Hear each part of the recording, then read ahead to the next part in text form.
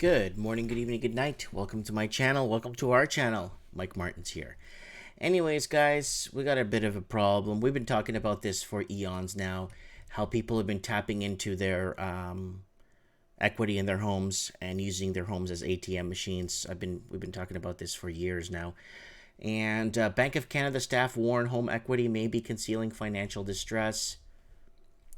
Yeah. Sure, everything's all fine and dandy on the surface, and when you start peeling back the layers, what do you start finding? Canadian real estate owners may be hiding financial vulnerability using complex debt products.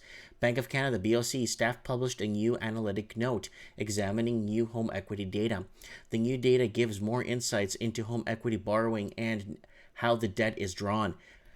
Out are traditional HELOCs held separately from the mortgage. In our mortgages combined with HELOC components allowing owners to withdraw principal immediately. So some people get like a debit type card on the house that's tied to a line of credit. It's called the second mortgage in the States, and then they call it HELOC in Canada. I don't know why. Standardized HELOC debt reporting has arrived. Yes, baby. Woo! OSFI has standardized the reporting of home equity line of credit HELOC reporting.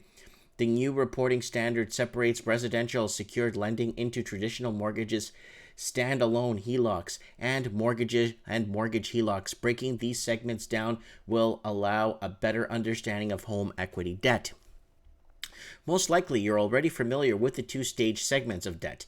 The less familiar but increasingly popular combined mortgage HELOC is what might be new, better known as re-advanceable mortgages. They combine fixed-rate mortgage with a variable rate HELOC. The amount of HELOC credit extended automatically increases with payments against the mortgage. Borrowers can immediately replace the traditional mortgage debt with a new HELOC debt. In exchange for the privilege, re-advanceable borrowers may pay more interest on their mortgages. Hello. Banks love these because they combine higher rate with a perpetual debt. Great for the bank, not exactly a reason for a household to celebrate. Let's go over Canada's new love of these more complex loans. Canadian HELOC growth is down 7%. So according to this, a HELOC is now that you borrow on the mortgage itself. And it's usually prime plus a few points and variable rate. So watch out, guys. When things start cranking, watch out. Canadian HELOC growth is down 7%. The outstanding balance of standalone HELOC debt is dropping according to filings.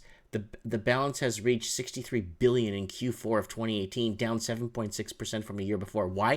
Everyone's tapped out. This represents 4.6% of the total residential secured lending. Not exactly a reflective of the trend most commonly reported by regulators. That doesn't mean that they are using HELOC debts through debt, though. Instead, more home equity debt is being held in re-advanceable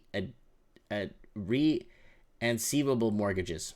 Re-advanceable mortgages. Canadian residential secured lending, Q4 of 2018. A breakdown of secured residential lending of OSFI regulated banks, Q4 of 2018. Numbers of percentages of billions of Canadian dollars. So here's the mortgage HELOC. Wow. That's billions. That's $509 billion bucks. And then there's the mortgage. $767 billion. And HELOC. Almost 5 points. Re-advanceable mortgage growth is ripping higher. The balance of combined mortgages, HELOCs, aka re-advanceable mortgages, are growing faster. So it's like one of those really bad credit lines you had at least once in your life, a really bad credit line. You'd have to pay it down and then a few days later borrow back from it because you were so tight and it was so hard to get by, and you'd pay that line of credit down a bit more and then borrow it back again, and then you're just back and forth with this nonsense back and forth no go. You know what I'm saying? So the balance combined with mortgages and HELOCs, aka readvanceable mortgages, are growing faster than traditional mortgages. The outstanding balance reached 509 billion in Q4 2018, up 6.7% from last year. Breaking that down, the HELOC portion represents 110 billion of that debt, up 3.3% from last year. Contrast, traditional mortgages grew at just 2% from last year. More people are opting for a HELOC stuffed mortgage and paying a little more for the privilege. So, wow. The annual growth, so it's going down. Annual growth on the HELOC is going down, according to this. Mortgages and mortgage HELOC. Oh, man! That's the one that's built in, like they mentioned earlier. That's the one that's built into the mortgage, so you could just borrow off it back and forth and then pay down the mortgage as you go. And then this one is like, I guess it would be your second mortgage would be the HELOC, and then the mortgage HELOC would be the one that built into your first mortgage. Hope I'm right about this. I don't know why it got so complicated. It's a first and a second mortgage. Merry Christmas. You got another lien on the house. You know, if I remember clearly, I think Homer Simpson had like three mortgages or four mortgages on his house. So if the issue isn't clear, the Bank of Canada analysis spelled it out for us. In the report, they note, this could facilitate the accumulation of debt at the expense of gaining equity in one's home. They further add it may be concealing emerging financial distress if borrowers are taking equity out of their homes to manage other debt obligations or to finance their daily expenses because they lack other sources of funds. More interest paid and less equity accumulated means more vulnerability.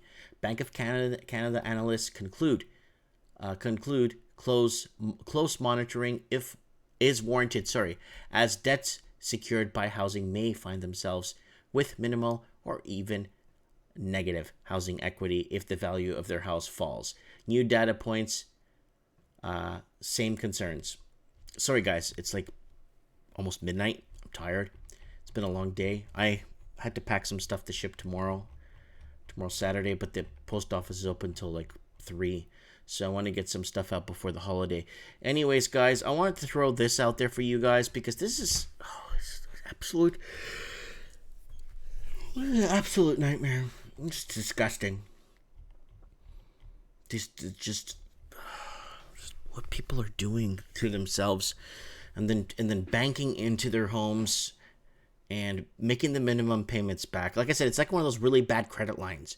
You keep paying it down, but you keep borrowing off it because you need to consume, and then you keep paying it down and borrow back off it. So you're almost like paying robbing Peter to pay Paul. You're not really going anywhere, and you're paying these absorbent, crazy, ludicrous interest rates. Yeah, so they're concealing the financial distress by consuming through their lines of credit. And now if their houses are worth less than what they bought them for, they're in trouble because they're underwater with these HELOCs. And when they need to refinance, they're going to have to go to a B lender that takes first position on the house. And they're going to be paying 8-9% on a closed mortgage. So, yeah, so watch out. If you're borrowing $1 million, you're going to be paying $90,000 a year back in finance charges a year to carry these 9% mortgages. Watch out, guys. Read the fine print. Like I said, I don't give financial advice, but what I do give is advice on doing your own research because it's crucial and it's very important. Let me know what you guys think in the comments below. I'd like to know. And thanks for watching. And if you want to support the transmission, just share one of my videos. Thanks for watching.